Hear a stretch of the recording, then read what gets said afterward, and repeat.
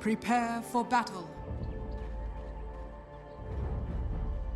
Hello ladies and gentlemen, welcome to the casting desk. I'm Odie Pixel, I'm here with Gods, and we're ready to take you through the first game of the first series of the day. It's Alliance up against the Sin Stack Escape Gaming. Let's get ourselves into the game, ladies and gentlemen, and here we have it. Gods, talk to me about this draft. I mean, the most kind of notable thing, Alliance finishing with the limp Shadow Fiend. Shadow Fiend's an interesting hero. It's like almost always a bad hero, I feel, except every now and then you see a draft where you're like, okay, it can kind of work. You really need physical damage or some way to boost up your physical damage. You got the minus armor, or you've got a hero himself who does some good physical damage. Yep. He can kind of work okay, but he's still always a bit of a worry. I've seen a few teams pull it out here and there and have some success, but it's always in very kind of specific situations. I mean, surely it's going to be a bit tricky for Limp at the start as well. I mean, what, you're going to be up against, imagine what, it's going to be the OD or the Alchemist. Yeah, it's going to be the OD in the mid lane. Yeah. And you've also got, the Kunkka, Yapzor, and also Ogre roaming around the map. If they come towards the mid lane, he's going to need backup. He's going to need help at the start of the game, surely. Yeah, that's a crazy thing on Escape. You've got two supports who are probably the two of the best supports to help out the mid lane. Exactly. Ogre just runs up there, throws Ignite. Kunkka can follow up any kind of banish with a Torrent. These are two great bullying supports. But look at this, Alliance make an aggressive move, hoping for Escape to go for the bottom, but no, it's not the case. I was going to, that ward up top, I don't know if that did spot it out. It was out already by Escape Gaming. Didn't quite catch that, but Alliance didn't quite catch anything there with the smoke, so. Alk wasn't even going for a rune. He was just chilling at the bottom lane. He was like by his tier 2 tower, like, yeah, we're not getting a single rune this game. I'm okay with that. And that's something else I want to say. It's safe lane Alchemist. We do not see that every day. We do not see that any day anymore, it feels like, Gods. I mean, was this a decision to take him away once they saw a Shadow? I mean, was this a change in the plans, or was this the plan all along? Well, they had OD all along, so it was very much, I guess they had the OD with the Alchemist, and it's like, well, you can either run the, at that point, you're looking at OD more as a safe laner than an Alchemist, but Era has played the Alch before in the safe lane. I want to say I've seen this, but it's very unconventional. Most teams will not run this in the safe lane. But yeah, this mid lane, I mean, already, look at the damage Poifa's doing to Limp. Really hammering into the Shadow Fiend there. It's -6 damage. I don't think OD's got the memo. New patch or not, this OD still packs a punch. It's really about the banish these days. That's where OD kind of came back into the meta. People started to realize how strong the Astral Imprisonment is as a laning tool. You can outlane the hell out of people. It just does such good, reliable damage. Less so at level 1, although we will see the level 1 come out. The cast range isn't very good. He would have got that last hit if it was the previous patch. The nerves hitting quite for hard there. Attempt for a deny. Interesting, Alliance have gone for an aggro tri-lane, so they're looking to contest bottom and shut down the Alchemist farm. And with this in mind, like, I'm kind of curious to see how much of a greedy Alchemist this is really going to be. This may just be an Alchemist that tries to play more like the fighting style, like the style that we saw OG utilize a lot, where they go for more kind of early to mid-game items, less about the greed. So I was going to say, you might see some differentiation from this kind of cookie-cutter armlet into Radiance. Do you think we might not see that necessarily here? Quite possibly. Yeah. He hasn't got any points in Greevil's greed yet. I wouldn't be surprised to see him pick up stun at level 2. But no, he's going to go for the greed. So for now, it's going to be a bit of farm, but I feel like Era may opt to go for something more fighting involved, because there's not going to be lots of stacks for him. There's going to be a lot of pressure early game coming out from Alliance, already from the laning step, and even just from their picks. Nyx is going to look to hit class level 6 and start roaming around, so Alliance want to fight. Oh yeah, so there with a cheeky Torrent to take away Hanscane's rune. Let's talk about this as well. Obviously, at the moment, mid lane, 13-1, 7-1. There's no denying Limp having a hard time on the SF. You look to Alliance's supports; they're just keeping themselves rooted down here on the bottom lane. Is this where they need to be, helping out Loader, or can they afford to try and help out Limp a bit in the mid? Ideally, if they go mid, they want to be going mid to get kills. It's kind of, you're past the point where it's worth going mid just to poke and harass. If you want to do that, you do that at level 1. Like, go level 1 as Disruptor, spam your nuke and OD to get SF his early souls. At this point, SF wants solo XP and solo farm. So going mid is really only worthwhile to get a kill, and Disruptor alone probably needs a level 5 SF at least, so could see some kind of rotation with a level 3 Disruptor, but it's still very unlikely to get those kills, so we'll see how and when Hanskin might go for that rotation. Down bottom, the open moves trying to make a bit of a go onto Era. Later held back by the Fire Blast for Cinera, but Era trapped in the field and he's taken down. First blood there to load on the Lifestealer. And Alliance making the aggressive tri-lane work out there, securing first blood and getting it nonetheless against the safe lane of Escape Gaming. Great way for the tri-lane to start off. And all the small things done right there. Hanskin held his skill points, didn't get any points in Glimpse, went for the kinetic build with the nuke. Loader waited till he could hit the open wound, also put up the Blightstone, so he had the minus armor to amplify both the Poison Touch and the Shadow Wave. They needed every bit of damage they could get to get that kill, but they waited till they were ready and then took out Era.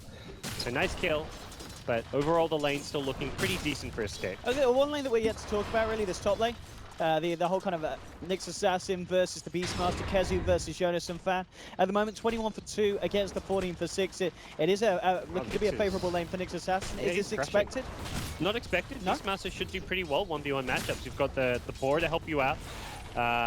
Itemization maybe costing him. Nyx having the poor man shield obviously helps a lot. He's also got Magic Stick, which helps give you procs every time the board comes up. So I believe Jonas has just kind of outplayed Kezu in this 1v1 matchup because it should be a lot more even. If anything, I'd give Beastmaster like a 55-45 edge in this 1v1. Down bottom again, it's still kicking off with the kinetic field down. Loaded trying to chase down Eric. Thunderstrike and Poison coming through, and Eric's going to go down a second time already. They're now turning attention towards Cinder and Force. Back into the trees now, moves back. Killer Light's going themselves over with the field down. It looks like they can. Loaded going in aggressive, has to back up with a tower on it, but it doesn't matter. Alliance again crushing this bottom lane. 3 kills down in the first 4.5 minutes. This lane is becoming an absolute shambles here for Escape Gaming. It's so nice when you get that first kill because that first blood money gave Loader his phase boots, and once you get that phase boots, getting the open wounds off becomes that much easier, and it just starts to snowball out of control. So bottom lane is becoming a big success for them. Top lane continues to be a success. We'll see Kezu and Jonas kind of trading blows a bit here. It does seem to let the CS in the lane be a little bit better for Kezu as he gets some levels now. The level 3 boars giving him a bit more control over this lane. He's now hit level 6, has Roar available, so Jonas has to be very careful.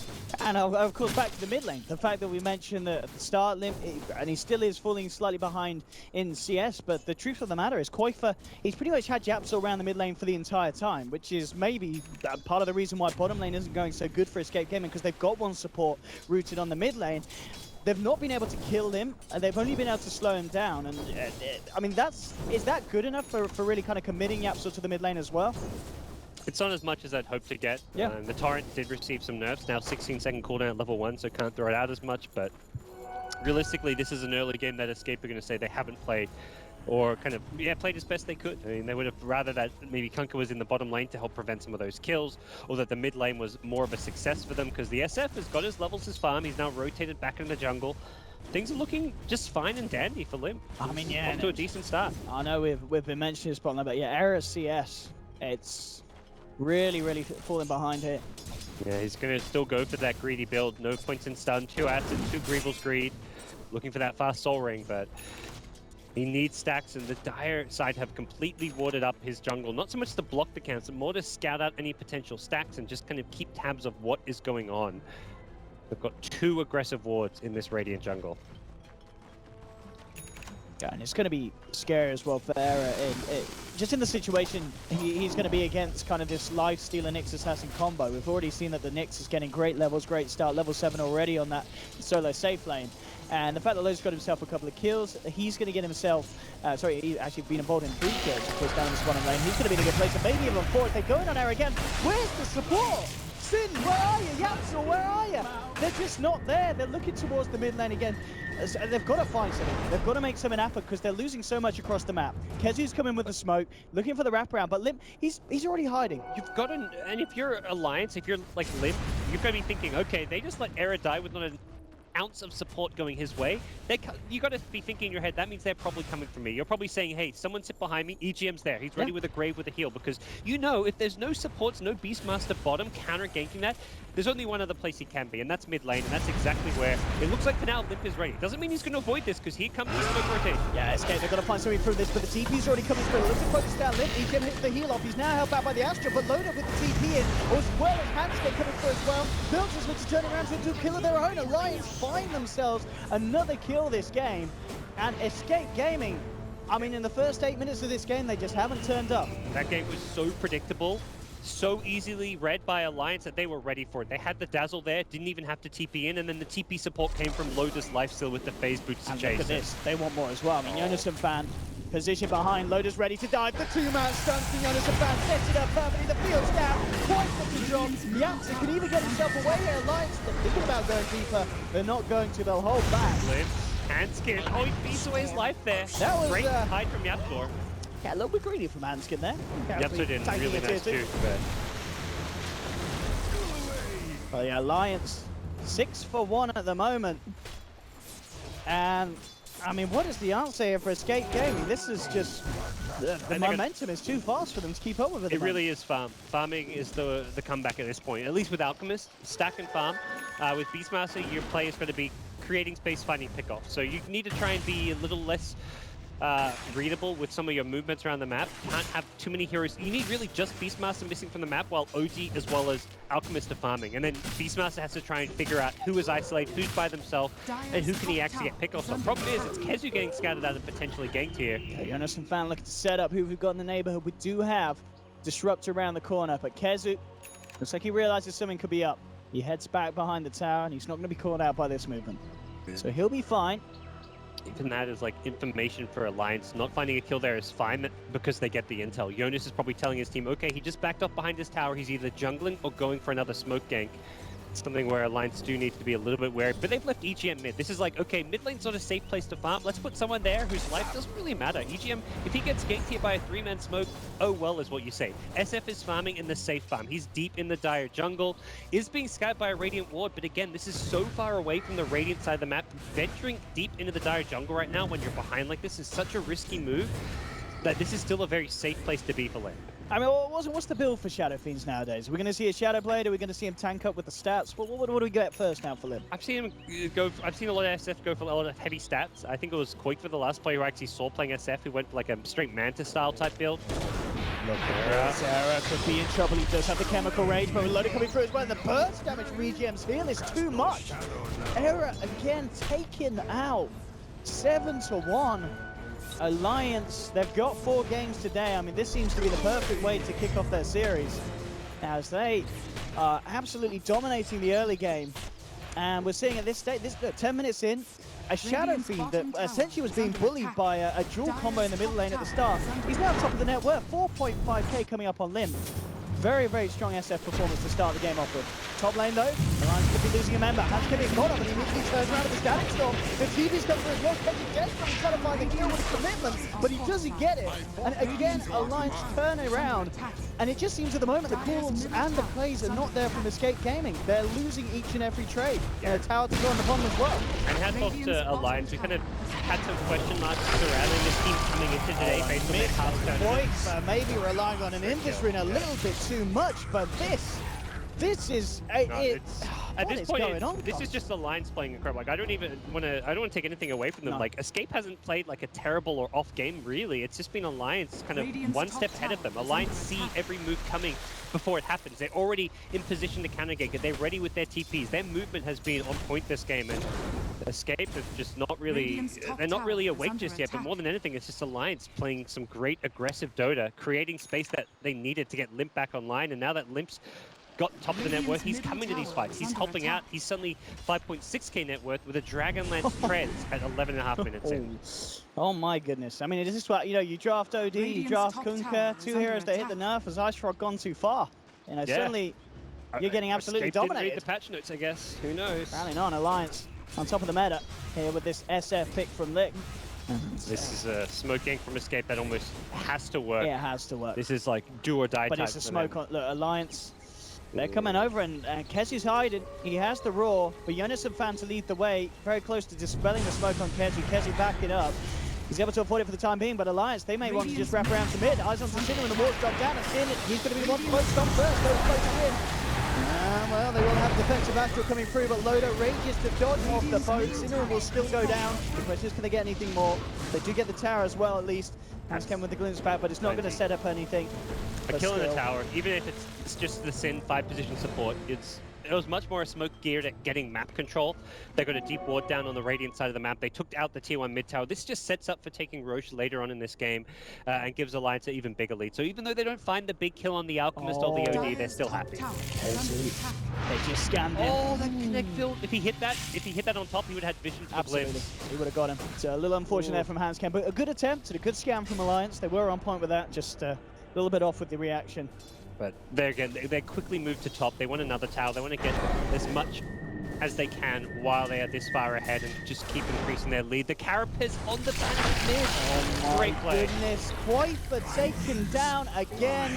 Set back, knocked down, and we're now at a point when the 3 cores of Alliance all ahead of the cores of Escape Gaming. You've got a Nyx Assassin with more farm than the OD, and a clear 500 more than the safe lane Alchemist. This is just falling apart for Escape Gaming in these early 13 minutes. Yeah, this is where our in the safe lane role just isn't really done. Like you look at it, like what's Era's comeback mechanic? Like if you're a carry who doesn't have a good start, normally your comeback is actually through fighting and getting kills, less so than like going to AFK jungle farm, because you farm faster getting kills when you're behind than you do farming the jungle. But as an alchemist, your only option is really to farm the jungle, create stacks, and Era is doing his best to catch up, but he's just hit a 40-minute armlet. Normally 40 minutes is when your armlet plus radiance, if anything. So this is a very late pickup for him. And I like this. I mean, Limp, he's picked up the Ogre Club, 1300 as well. If he gets a BKB, there is literally no way that Escape Gaming can kill him at this stage. Yeah. You can't kill that with BKB and backed up by the lineup he has. He's going to be invincible at this stage of the game. Can become just,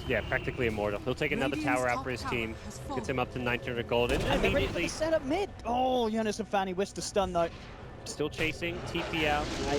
Yay, they've got the vision for the glimpse of Sinner, and as quick as he's into the bounce, and he's brought straight back. Limp now on a killing spree. Alliance hitting it 12-1. They get the gem and everything. Like, Alliance is just making all the right moves. They get the tower, and then the thing that's most impressed by Alliance is just how fast they're playing. They don't just get an objective and then sit around farming. They're already somewhere else on the map, TPing mid, getting another kill, Getting and a they picked up Roshan. a gem, getting a Roshan. The downtime has just been non-existent. They're going from one objective to the next with just no hesitation. They're playing just so confidently right now. Yeah, this is... Yeah, this is always kind of happens to me. I kind of come into the day with low expectations from Alliance, and then game one we're seeing a performance like this. This is classic Alliance. It's absolutely flawless at the moment. Yeah. They're objective to objective of objective, keeping their eyes on the prize. Mid lane, they're going for Kezu. It looks like they'll get a kill here. Absolutely, get a Roshan, get a kill, getting out. It doesn't get any better for Alliance. It really doesn't. The Hanskin flow just isn't stopping. He made a really good play. They actually tried to kill Hanskin initially with the Raw and the Kunkka setup, but he just silenced both Kunkka and the Beastmaster running in, and they're like, oh crap, we can't get this kill, run away. But there's no running from Disruptor. He's got the glimpse. As well, you look over to what Nick's Assassin, Jonas and Fan. He's pretty much 3/4 of the way to his Aghanim Scepter. One component to go. He's going to have that done. Yeah. Ag's upgrade is just ridiculous how much it boosts your especially against utility. an underfarmed OD. Oh, they found Koifa, trying to TP out. I mean, this is getting pretty brutal. It really is. It really is. Doesn't even have the ult to go for. Koifa knows he's dead. He's just thinking about his mistakes there and his team's overall mistakes at this point. It's no one player who's like just had a bad game for Escape. It's not even everyone's had a bad game. It's just the overall strategy and movement around the map has just been that much better for Alliance. And there it is, 16-minute BKB and Dragonlance complete on Limb. You're not killing him. What's Loader got? He's possibly a Deso, I want to say. Has he got something on the courier? I think there's a... Oh no, he's got go for the Echo Saber. Okay, safe for Chip. Choice. Nice dump. Probably see the Deso next, just as that kind of high ground sieging and more minus armor to go with the SF Aura, which is still just level 1 for now. But for now, Alliance in no big rush. I just looked at you. Disruptor had it, but kind of casually walking around with 2.2k, and he's just going to start to build up the Vlads. You know, get that as well. Yeah. Everything that they can for this start. Sec, please. If you're Alliance, you're like, sure, take all the time you need. Yeah, think about what's happening right now. Have a free, strategize, prepare for the push that's going to come through from us. Yep. This is woo, woo. Damn, Yapso's out. There's no easy answers here. It's like if you ask, like, what can Escape do? What's the play from here on out? You have to be hoping for your opponents to kind of make mistakes, overstep their lead, and there is some ways you can kind of be in position to punish those mistakes. Like, look out for Alliance, like when they're going for these infest Nyx assassins, because the age is on SF. So if Nyx and Lifestealer go for a kill by themselves, if you have 5 heroes there, you can kill both of them. Like, there are some big kills you can get that can help turn this game around, but it is very dependent on Alliance getting overconfident, going for those kills when they shouldn't be. And that's something Alliance have just not shown a propensity to doing so far in this game. No, there's been very, very kind of little mistakes made from Alliance. Something that I guess the one criticism you can make is Hanskin diving tier 2s, but you can't blame him when you're getting this kind of momentum. You're getting kind of carried away with it. And he was trying to like make a big play, which Yapster just kind of outplayed him, and that's just the Yapster way. He makes those kind of smart plays, you know. He hid in the trees to make sure if he ran straight back to base, he would have got caught by the glimpse. But he juked the glimpse. Either way, Alliance smooth sailing so far, and they are going to be grouped up for the most part at mid. Nyx Assassin a bit off alone to the side, and that's where I talk about it. You want to find the punishes on someone like the Nyx. Oh, with that kind of glimpse setup into the load of life stealer bomb, Kezu's out. Another free pick for Alliance. 15-1. Wow. I think we're going to be seeing what, 6.88 G. A bit of a buff to OD and Kunker again. Yep. After this performance. Heroes are dead. Yep. SF, perhaps this guy needs a bit of a nerf. Farm the jungle a bit too fast, you know. Give them some more magic resistance or something. There we go. I mean, the push is coming in at a stage where Era, he's what, 3.2k into the relic. I mean, even if he had it, what's that going to do to stop this kind of defense? Alliance coming in hard onto the tier 3s, 18 minutes in. We're going to be able to clear it, and already just with the control, keeping Koifer back. There's the oh, hello. That kill miss. Oh, easy denies with Koifer. They get the Carapace on the OD. Every time he's using this banish, it just sets up that Nyx Assassin to get a free Carapace off, and it's very dangerous for OD because if Alliance are in a position to jump him, suddenly OD's initiate on, stunned up, and he has no Astro because he's just used it, so he has to be very careful about using it offensively. He wants to use it to clear these creep waves, but it's a very high-risk way to play the hero, and we're seeing him get punished for it time and time again. And there's no solution. It's not like you can just stop using Astral and expect to be able to find better defensive uses for it. You want to be using it offensively if you want to do any damage right now. No one's got any damage items. No, they do Era not. though, 4k gold, Relic. I mean, this is, I guess, the hero you got to talk about when it comes to escape as far as come back into this game. It's got to come from that big, scary Alchemist getting 6-slotted. Relic is there. He's had a bit of space here and there. Now that Alliance are kind of 5-manning, he's found pockets of farm on the sides of the map, in the jungle, in the side lanes, but it feels like just a matter of too little, too late. Absolutely. I mean, it feels at this stage, if he gets the Radiance, just killing creeps is not going to get yourself back in at this stage. I want to see full battle out. Just get yourself Rapier first time, start killing heroes. That's the way that Escape Gaming can do it.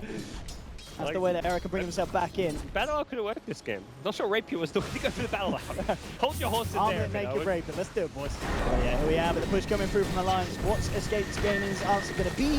We're going to hold them back with the Torrent, but with the backup support from EGM, they're just going to stay there. Now we're going to some Fan and the Aghanims. He's going to burrow himself nice and deep into the base and prepare for the defense. If you want to come forward, be his guest. Let's fight Carapace into the stun on Terra and Cinder and holding them back. Limp's just going to waltz back up, look to finish off the melee racks. And what is the plan? Well, they'll send the voting onto Limp, and he's going to take it to the face. Again, just being healed up by EGM. He does not matter. Constantly Jonas the Fan holding 2 back there with the Impale. The fortification comes through, but Alliance, 20 minutes in, they'll take the melee racks. They'll look towards the range racks as well. Why not? Get yourself a bit more gold in the bank, boys. As the weave's down, Era's going to start to move forward. They'll look for the Torrent again onto Limp. But what they just don't have the damage. They've got nothing to start with. They just threw that boat willy-nilly like, okay, let's throw a boat. It'll stun Limp and slow down this push, I guess. It's bought them some time to try and get the Aegis to expire. It's expiring in 5 seconds, but Alliance timed this perfectly. They had the Aegis for just long enough to get the rack. Now they back off, Aegis is out. And that's something really disciplined. A lot of teams will rush into pushing with an Aegis. Alliance waited until they were right towards the end of it. They maximized their item pickup before going for the high ground push. They didn't say, let's push now with Aegis. They said, no, let's push in 4.5 minutes when we have more items with the Aegis, and then we'll back off and wait for the next Aegis respawn, or just go 5-man bottom, because I think even without Aegis, they're probably actually strong enough just to break another lane of racks the same way they did there in mid. Down to bottom, Alliance keeping the objectives in line onto a tier 2. And I mean, the question is really, do Alliance just keep up this pressure, go for the high ground push again, or do they kind of take a chill push? I think they definitely should at least try and force TVs back. If you see someone like Era top, Acid Spray is one of your best high ground defending tools, and there we go, they're going with the glitch. Yo, Koifer in trouble. He'll try and force himself up the cliff, but he didn't actually make it. And that kind of confused Alliance there. I think, yeah, Jonas the Fan was looking to move around to catch him on the high ground, but the fact that the force didn't go that far, kind of saving him there. Yep. They did have a kinetic field jab, obviously, yeah, for vision, but wasn't used, so maybe they were. Just offering a bit of mercy there, Alliance. One kill too many, they say. So Era still farming enemy jungle. This is kind of the safest place on the map for him to be. But this is where I'd like the idea of Alliance pushing high ground bottom, because it does force Era to stop farming and come back just for the Acid Spray. This Acid Spray is almost essential to defend this lane of racks. It's one of the best AoE defending tools they have, really, at their disposal. And he's going to TP himself home, pick up just some trades. He didn't even go boots of travel. You can't really justify boots of travel when you're playing from behind like you are. So, like Aaron recognizes the position they're in, knows what he's doing based on the lead that Alliance have. But realistically, buying the right items for the situation doesn't change the situation that you're in deep shit right now. Smoke going to come out for Yab, so we'll see if Escape Gaming can get away with some sort of smoke play. They've cleared out the mid lane. Looks like a Hail Mary type play if they go for a smoke gank, but maybe you just have to. Achieve, yeah. Seems Alliance are just intent on waiting for Roach to respawn. Pick up another item or two where they can. They've got the Hurricane Pike on SF. Lifestealer Desolator coming up soon, so they're just going to perhaps wait for some of these. This is the next level vibes. The first level got them the first racks. Now they're like, okay, Escape, they have their Radiance. They have a few more items. Let's wait for our next level of items with an Aegis before we go for the second lane.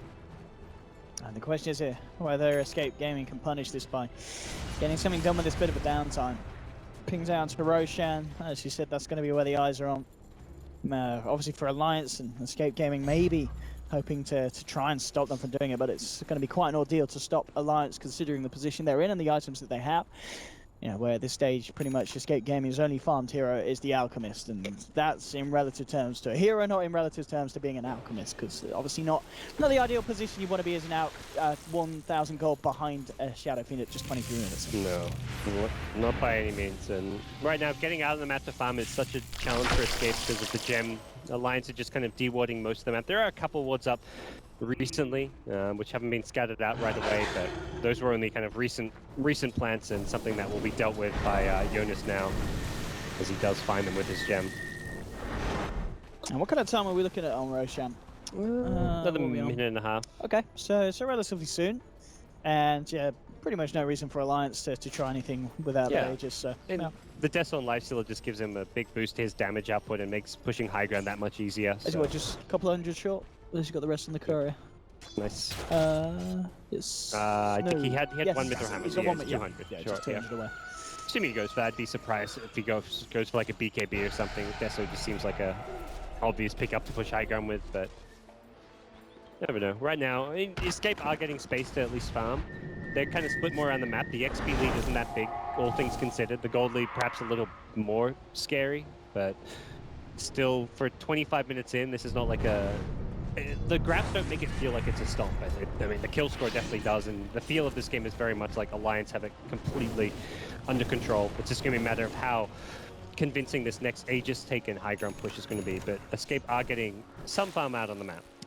Desolator done at the same time. Medallion comes out for EGM as well, so a lot of single target damage physically that's going to be available from Alliance, and of course that extra bit of pushing power as well to take those structures. It's getting like Alchemist having all its skills max, like the level 4 stun, that's a 4-second duration stun. He gets a Manta style to go with that. He can dish out some alright damage in team fight. And it's not just a Medallion, it's a downright full-out Solar Crest for EGM. That's a good tool to try and help deal with the Alchemist and even the Beastmaster. Someone who gets roared and being focused, you can chuck the Solar Crest on him, give him some evasion as well as bonus armor. So I do like the pickup from EGM. Kind of forgotten item that's just received a few too many nerfs and being replaced by all these Glimmer Capes and Force Staffs these days on supports, but the line's going more old school with the Solar Crest and the Vlad's pickup very early on just to help them push. And it's working. It certainly is, and Roshan's back up. That's going to melt in a matter of seconds once the Lions get their hands on it. Yep. Jonas and Final Load are not in the area at the moment, though. Does get scattered out by a Hawk, which immediately gets taken out, but at least Escape aware of Roche's presence if they want to make that aggressive smoke play, and it may just be a matter of they got to go for it. They've got the Manta and Alk.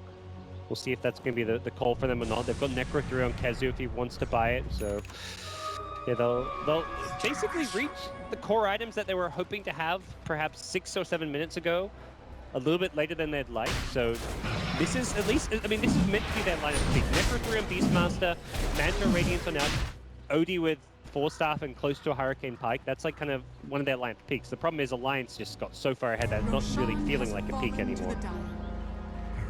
There we have it. Aegis back into the hands of Lim. And Alliance, they'll be ready to go for a bit of a rerun of what they did in the mid lane. Heading down towards the bottom, getting ready for the push-in. And of course, the question being whether Escape Gaming are in a better position to hold back against an Aegis push at this stage. I mean, in terms of progress, obviously, as you said, Necro 3 coming out, Alchemist, Era has the Manta done as well, so can push out the lanes a little bit better. but at the same time, Alliance, they've been making all the item progressions as well themselves. So this is going to be really the test to get in for Escape Gaming with this push down bottom. They really need to try and not let the tier 3 tower go down, because that keeps Nyx out of the fight. The problem was defending mid-racks was that Nyx was positioned on the high ground, burrowed up. They want to try and fight before that tier 3 goes down. Under attack. Oh, we run into the Nyx here. See if they can make Alliance pay for this. They're going to try and make that go onto Alisabam, focusing him. He's getting ready to burrow down. Akezu blows the raw onto Handscare, but Limp Handscare and Loaded just turn their attention towards the Beastmaster. Akezu limps back, taken down. He's out for 45 seconds. No buyback available on the Beastmaster for this defense now as Alliance coming in strong on the bottom lane. Escape Gaming just, you know, as we said, they're undefeated so far in DreamLeague. I believe they have 4 wins under their belt, but this game 5 proving to be the hardest one for them, and Alliance playing on another level this time. Yeah, they're playing very disciplined right now, going from one objective to the next. As you can mention earlier, just the one overstep from Handskin when he tried to get that extra kill, the only death we've seen from them, and even that in itself could have been avoided. Alliance are just going to take a second lane of racks, it looks like without much of a fight. Throws out a concoction, he'll move in. Can they actually do anything about this? I mean, the heal bomb, he's out of mana, he's out of health as well with a race to the backside from Limp. Another man down, he'll buy back, but Pointer's falling on the sideline. They'll throw the boat in, but GG's cool. Sind, he's had too much of this. This is, wow, look at that, Escape never ended the game with a single kill. Worst performance was 226, this was 118. It felt like 0-18. It really did. That's what was scheduled a freebie.